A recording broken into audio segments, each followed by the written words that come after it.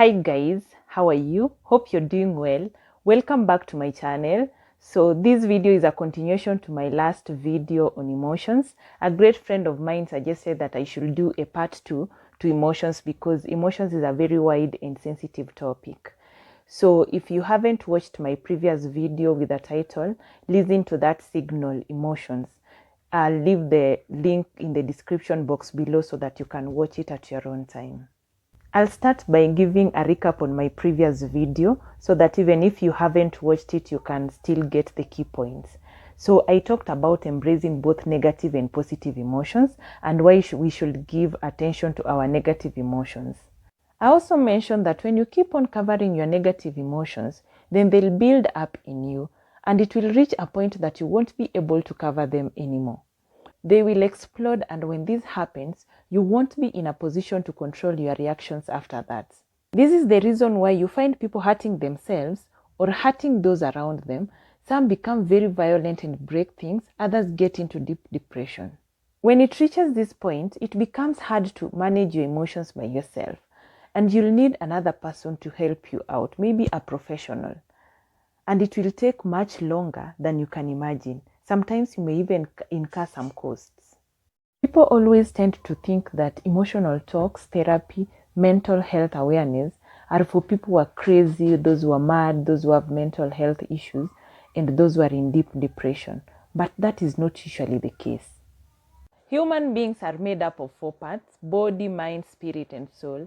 And for us to function well, we have to take care of all the 4 parts. But most of the time, we really focus on our body by giving it healthy foods, we do exercises, and neglect the other 3 parts. Managing our emotions is one of the best ways we can use to take care of our mental health, because emotions originate from our mind. It is a way through which our subconscious mind speaks to us. In English dictionary, there are over 3,000 emotions, out of which just 1,000 are positive emotions and the remaining ones are negative emotions. An average human being experiences over a dozen of different emotions in just 1 week. So you can see why emotions is a very important topic to everyone. When we master our emotions, we become emotionally intelligent. Now, what is emotional intelligence?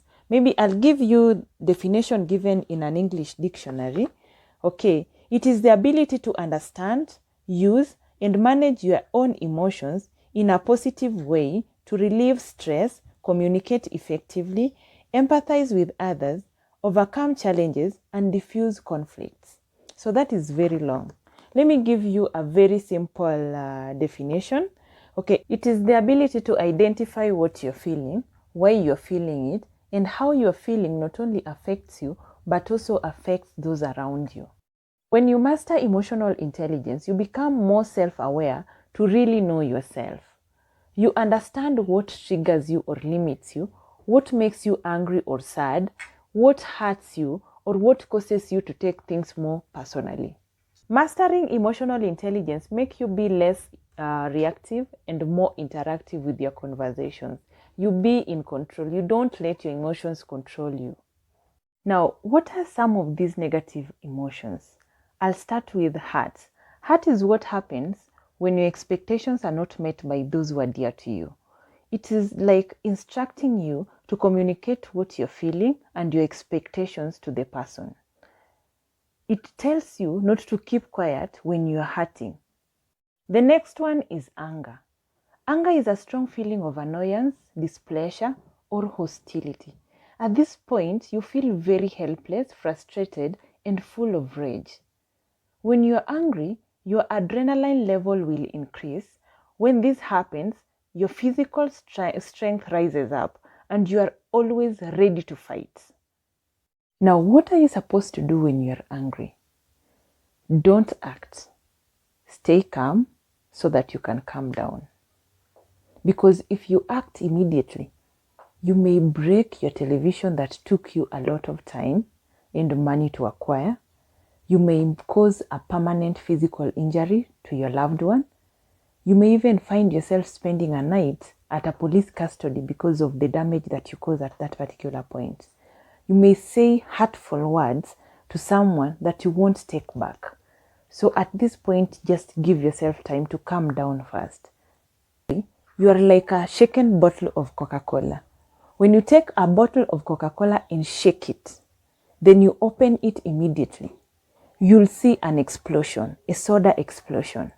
That is what happens when you are angry, because you're filled with rage, just waiting to remit this rage to something. Yeah. But when you shake a bottle of Coca-Cola and leave it to cool down, after some time when you open it, it won't like explode the same way it does when you do that immediately. Now, that is the same thing we need to do. We need to give ourselves time. We need to choose our reactions well, gauge the impact of those reactions. And if we are okay with the consequences after that, then we can initiate the action. Anger teaches us to quit negative self-talk and to be more flexible for any outcome. It also tells us that it is okay at some point to be vulnerable. Okay, the next one is big D, depression. Actually, when you look at it literally, people who feel depressed are the most ungrateful people on earth, because they don't focus on their blessings. They focus on what is missing and whine about what is lost.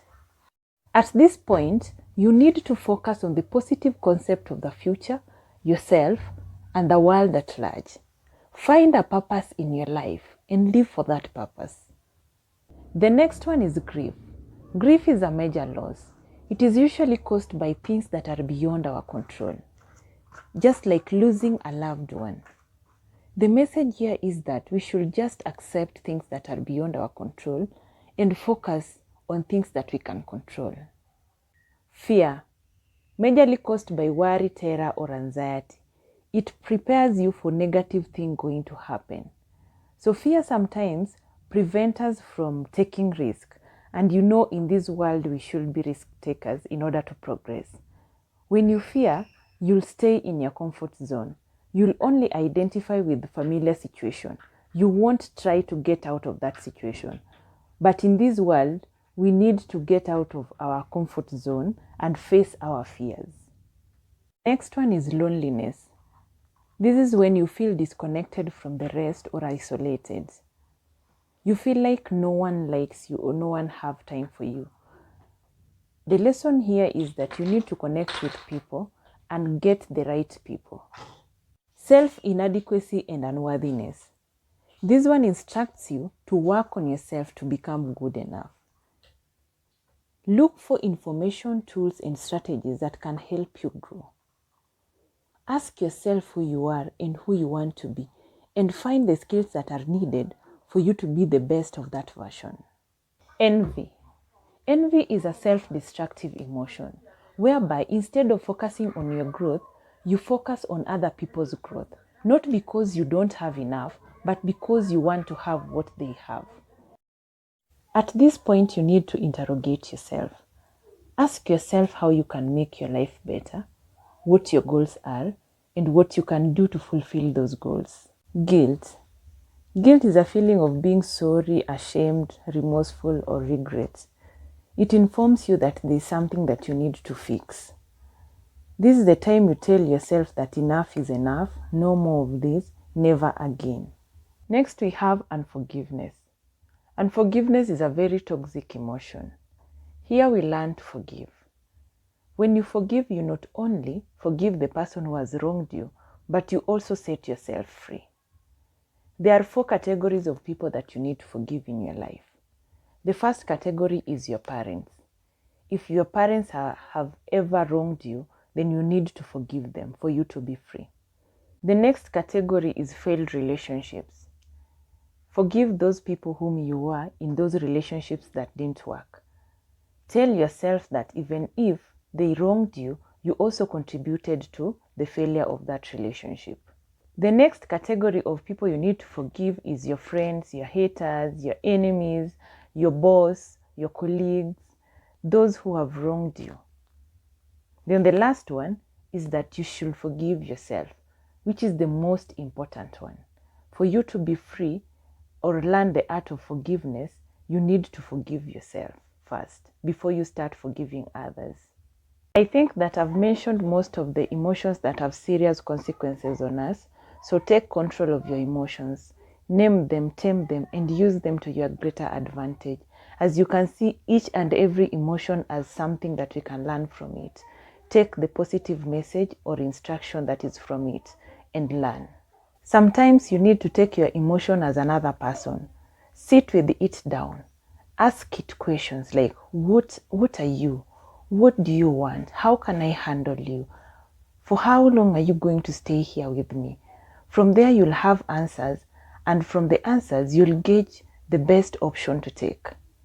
So from now on, let us make our emotions serve us rather than enslave us. Thank you.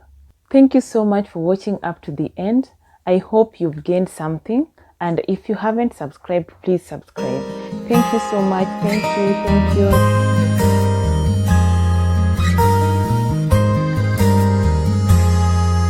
When I'm alone with you, Lord, my troubles seem to disappear, and the peace that comforts me always comes when you are near.